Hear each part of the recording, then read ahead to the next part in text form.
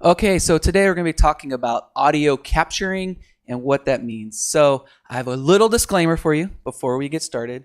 So if you could just quickly read that. I'm just kidding. I'm a music therapist, not a professional sound engineer. And so there are many other tutorial videos out there that are more geared for professional sound engineering, but this is more geared towards music therapists. And why I started down this road of learning audio, learning capturing is that I would be working with patients and clients, and I had all these different terms and technologies, and my recordings would sound funny, and they had different sounds, and I couldn't figure out why.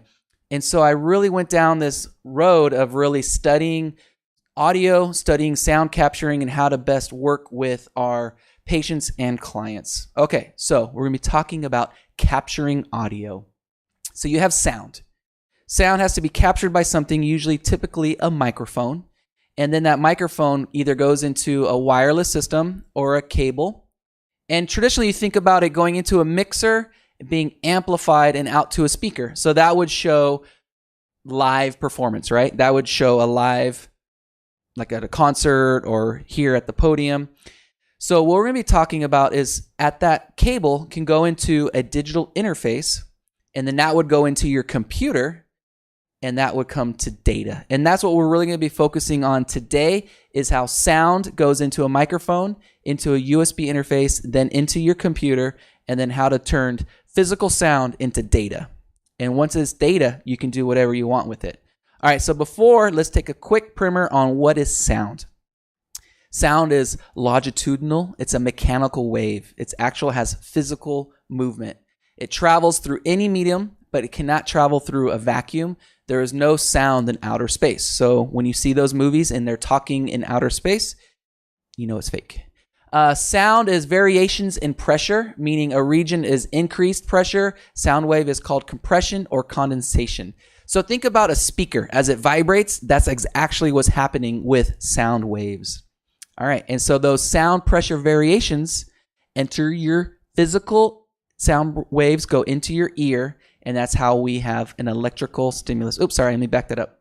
So the physical representation of sound hits your eardrum, and then electrical signal is sent to your brain. That is what's happening. That's how we are hearing, and that's how you're hearing my voice right now. So that's exactly what a microphone does. It changes physical energy into an electrical signal that travels through the cable and or through wires. It's a transducer. Think of it as your ear. It's exactly what's happening. All right, so capturing audio is capturing physical energy. Just think about that. So we're capturing physical energy. So this is how it was done in the olden days, right? There was mechanical, you physically sang into that tube and it was pushing on wax, like a little wax cylinder, and the sound waves were moving the wax and or vinyl. And that's what a record looks under an electron microscope. The sound waves are actually a physical representation of what was happening. And then when you would play the record, that physical representation would be amplified back out. And that's what was happening at the original recordings. Nowadays, we have all types of microphones, right? We have liquid microphones, ribbon microphones, contact microphones, carbon, laser, crystal, electric, dynamic, and condenser. Out of all these microphones, we have the electric is the most used microphone because it is actually used in all our smartphones. All our electrical devices use an electric microphone, which is basically a condenser microphone. All right, so let's look at what a dynamic microphone is. A dynamic microphone has a little diaphragm inside there, and the diaphragm is connected to some coils. And sound waves move that diaphragm, and it moves that coils. Do you see like the little magnet? It looks like a little U. So it's a magnet with coils wrapped around, and that's how when we talk into a microphone, the sound waves move the diaphragm, which move the coils within a magnetic field, and that's how we are creating electrical signal. Is actually moving physical movement of our sound waves are moving those coils. Does that make sense? Okay. And then that electric signal moves through the cable or through the air, through a wireless into a mixer, amp, etc. I like to think of the microphone as the opposite of a speaker. So you would be talking into the microphone. It's actually moving a little diaphragm back and forth like a speaker moves when it's playing, and it's moving those wires back and forth through a magnetic field. And that's how a dynamic microphone works. It's very low energy. A condenser microphone is a little bit different, that it has, let me pop it up, an electrically charged diaphragm. So the dynamic isn't electrically charged. It doesn't need any electricity. We are creating electricity with our sound waves. A condenser microphone is electrically charged. It has an electrically charged backplate and a diaphragm, and the sound waves move the diaphragm, and it changes the capacitance of the electricity. So the variations of currents get boosted to the cable mixer, and it needs phantom power. That's why when you're using a condenser microphone, you actually turn it on when you turn that phantom power on. You're actually charging it, giving a little bit of electricity so that it can work. Without phantom power, you will not hear anything out of a condenser microphone. Does that make sense? All right, so here's what they look like inside. Traditionally, condenser microphones are those bigger ones that you might see like in studios, or the small, skinny ones that you'll see like recording instruments. Oops, sorry. And the dynamic microphone are the traditional ones that you see with the metal frame or the metal windscreen that you see on stage. Like almost all stages have a dynamic microphone, and you'll see why. All right, so the difference between dynamic and condenser. Dynamic microphones are less sensitive, where condenser microphones are more sensitive. It picks up all the different little nuances. Dynamic needs no phantom power. Condenser needs phantom power. Dynamic are more rugged. You could drop it. Most of the times won't even hurt it. You've seen those old microphones that have dents and they're beat up all over the place. Those are dynamic microphones. Where condensers are more fragile. You have to really be careful with them. Dynamic has a low output, where condenser has a high output. The dynamic has less frequency detail, where condenser has more frequency detail. You pick up more nuances. It sounds richer. That's why they're used in studios more frequently, because you can hear all the nuances and all the frequencies. All right, so we're going to talk quickly about polar patterns. You have omnidirectional, cardioid, supercardioid, bidirectional, and shotgun. And here's what they look like. When you go to buy the microphone, you see these little pictures on there, and you're like, what is this thing talking about? This is an omni, so it picks up in all directions. This is a cardioid, where it picks up just in front of the microphone. Supercardioid picks up in the front and then a little bit in the back. This is a shotgun microphone that used mostly for video. And this is a bidirectional that might be used for podcasting or maybe recording a duet, two people on one mic one. So what we typically see is omni, cardioid, and sometimes supercardioid. All right, so let's talk about the omnidirection polar pattern. So it records the whole room, right? You can't point, isolate, or direct. You stick it in the middle of the room, it's recording everything in all directions. And it's hard to manage variations in volumes. So if someone's super loud, you'll hear that super loud person or instrument over everything else. Microphone has the same output regardless of its orientation to the sound source. Its polar pattern is a sphere. On paper, it looks like a nearly smooth circle. In this demonstration, notice how the sound level remains virtually constant, even as the angle between the microphone and the sound source changes.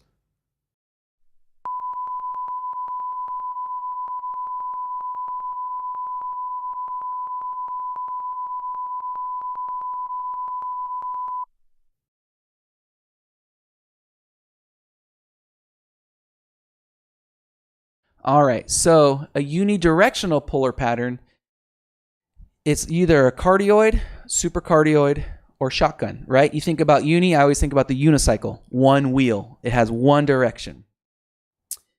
So we typically would use either a cardioid or supercardioid, most likely a cardioid. All right, so cardioid and supercardioid patterns are unidirectional, meaning you can point towards or isolate different.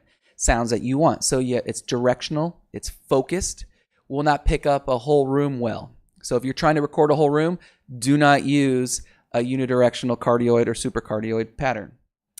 And you generally have to have close proximity. So you have to be pretty close to the microphone for it to pick up. The most common unidirectional pattern is the cardioid, which is so named because it resembles a heart.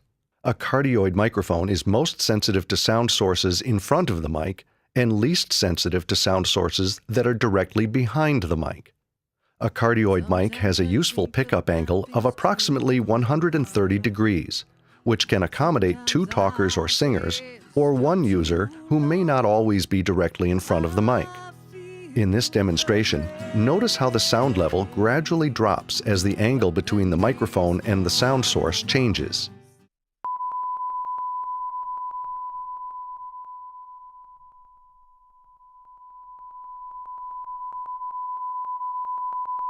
A supercardioid microphone has a narrower pickup angle than the cardioid, but unlike the cardioid, it is slightly sensitive to sound sources that are directly behind the mic. A supercardioid mic provides better isolation from room noise and nearby instruments, and can be more resistant to feedback than a cardioid, but it requires the user to maintain a more consistent position directly in front of the mic. In this demonstration, notice how the sound level drops more rapidly as the angle between the microphone and the sound source changes.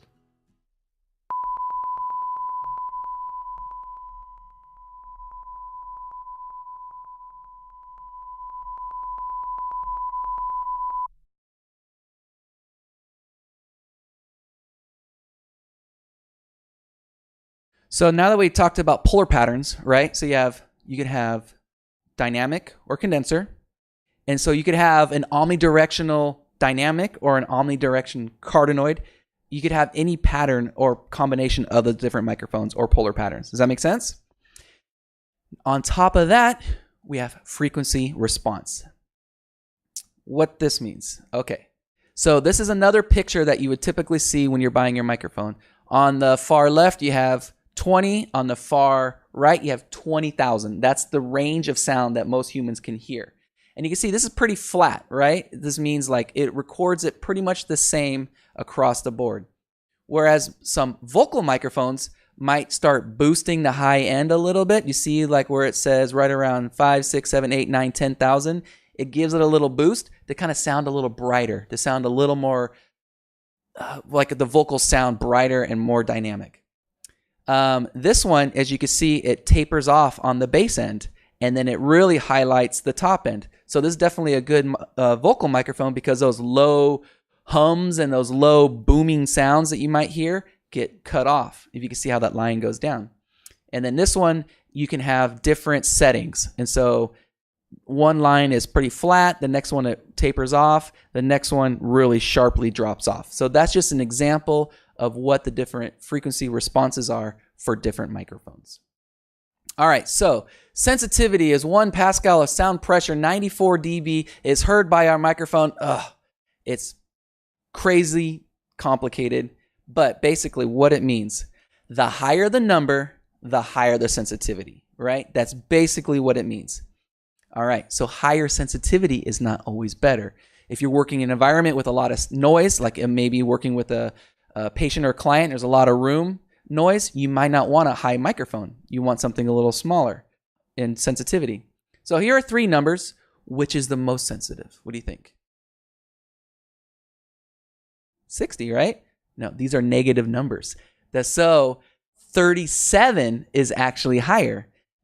It's a very common mistake, right? So 37, negative 37 is higher than negative 60. So higher the number, higher the sensitivity. And that's what it would look like on your microphone. All right, so there's pros and cons to everything, right? Dynamic or condenser. What kind of frequency response? If you're trying to record a whole room, then you want it omnidirectional. If you're trying to record a specific person or instrument, you would want something more of a unidirectional or omnidirectional. Just depends on what you're looking for.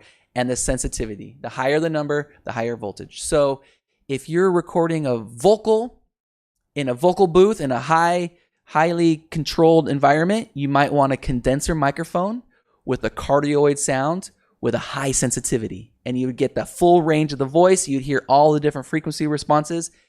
If you're working with a patient in a room, you probably want to use a dynamic unidirectional microphone. And if you're working, like say you're trying to record a choir or an orchestra, you'd probably maybe want an omnidirectional microphone. Does that make sense? Okay. All right, there's other things you'll see on there: impedance, polarity, and connection, right? So we're going to focus mostly on the connection because as music therapists, I think this makes the biggest difference. So there's different cables. There's balanced and unbalanced cables. You have the 1/4 inch and or 1/8 inch RCA. Basically, it's just one single wire going through like a copper cable, and then everything else is just protecting that cable. That's all it is one straight shot. The balanced is you have the TRS, which is usually a higher end cable, or the XLR. And this is, most musicians will see this mic cable, right? They usually say, "Can you hand me that mic cable?" This is called XLR. And what it is balanced. And so they're offset. You have one signal going up, another signal going down. And what that does is it's a cleaner signal and can travel a lot farther. You'll never see an unbalanced cable run across the stage because it'll pick up all kinds of sound, all kinds of noise. But if you need to run a long distance, you definitely want to use an XLR. All right, so let's look at a flow chart. Coming in from your sound source, from your microphone, it could plug in either to a mixer or a USB. And so if you want live sound, you probably do some kind of amplification, and then that would be your live sound. So then, or you could hang a right and then go into a USB interface, and that USB interface plugs into your computer via USB. And so that USB interface is changing that physical audio sound into ones and zeros that the computer can understand. And then you can have your sound come out of your computer. So another way that you can get sound into your computer is with a USB microphone, a microphone that plugs directly in to your computer. So what if you want to record guitar? You would need to mic it, right? So you either mic the acoustic guitar or mic the amp, and then that would plug in either to your mixer for live sound or into your USB interface into your computer. There's another option. If you're trying to record guitar, you can use what's called a USB interface guitar adapter. And this would plug straight into your computer, straight from your guitar. And we'll talk about that in a minute. So another thing you could do is, say you're recording a whole band, you can have your mixer, your whole mix, go in to your computer. So then you're recording the whole band. And that's what's happening at studios, right? They're recording the whole band go into their computer. All right, so let me quickly talk about USB microphones. They're fast, they're easy, they're convenient. No extra cables, power, etc. You just plug it into your computer and you're ready to go. You can record acoustic guitars, voice, you can record anything you want. But typically you can only record one track at a time. So if you're working with a patient, you can only record one track at a time. And so if that patient can keep time or keep pitch, it's awesome. But it also becomes a challenge. Some have USB and XLR, meaning that it can be used as a dual purpose. I like it. It's called the Blue Yeti Pro. It could plug directly into your computer, or you can use it as a USB, even as a stereo microphone. All right. So now we're going to be talking about how to record guitar. So there's two main ways, right? You can use a microphone, or you can use the digital pickups that are already in the guitar. First, let's talk about the microphone. All right, so different mics, different ways to record your guitar. Most typically, you'll use a unidirectional condenser microphone, right? It's highly sensitive and it's pointed directly at the source. It's very clean, has a natural sound, usually is recorded separately because it's going to pick up other sounds from the room. So it's typically just the guitar in a room and pointed directly at the guitar. Location, location, location. Where you place that microphone on the guitar. If you put it right on the sound hole, it's going to sound horrible. It sounds boomy and bassy, and it sounds really bad. If you have it too far up the neck, it sounds very tinny and it sounds fake. So you want to find like a sound, usually between like the 14th fret and the sound holes, a space somewhere right around there is a good spot. Another option is using an omnidirectional condenser microphone. And what this is doing is recording the whole room, right? It's basically you're playing guitar in a space and it records the whole room. It's super clean, has a natural sound, it has overtones, it has natural reverb. It sounds like what the guitar would sound in that space. Again, location, location, location. Where you place that microphone in the room has a different sound. If you place it in the corner, it's going to have a lot of weird bouncing sounds off the corner. And it needs to be absolutely quiet. There's one time I was working in a studio and was recording a guitar, and I wear socks usually when I'm recording. It's just more comfortable, and I was moving my foot on the floor, and you could hear the sock movement in the microphone. Or if you're tapping your foot to keep rhythm, you'll hear that tap. So I need to be absolutely still, absolutely quiet, but it sounds beautiful, right? It absolutely needs to be recorded separately. There's no other way that you could record that guitar with other instruments unless they're in separate rooms if you want that clean sound. All right, so pros, sounds very good, right? If you record your guitar with a mic, that's how you get the most natural sound. Cons, you have to be very quiet. It's hard to record in a session, right? You usually have to have a location. You usually need separate microphones because you're not using those type of microphones to record vocals. So you need a specific microphone to record the guitar or other instruments, unless you're recording a session. So if you're using that omnidirectional to record the whole room of a choir and you're playing guitar or a group, you can use that omnidirectional. In my opinion, not the best option in music therapy sessions. But if you're doing personal recording, your own personal music, this would be the best way for you to record your guitar. The other option is using the pickups that are already in your guitar. So you would use your guitar out of your guitar, instead of plugging into an amp, you would plug in to a USB interface. Some foot pedals already come with USB connectivity, meaning you could plug in your guitar and from your foot pedal straight into your computer. And there's also, like I said, a guitar cable with USB connectivity. So it plugs straight into your guitar and then straight into your USB port. All right, so what are guitar pickups? Two main types. You have your Pzo pickups, which is a mechanical energy. It's actually recording the vibrations either of the strings or of the guitar.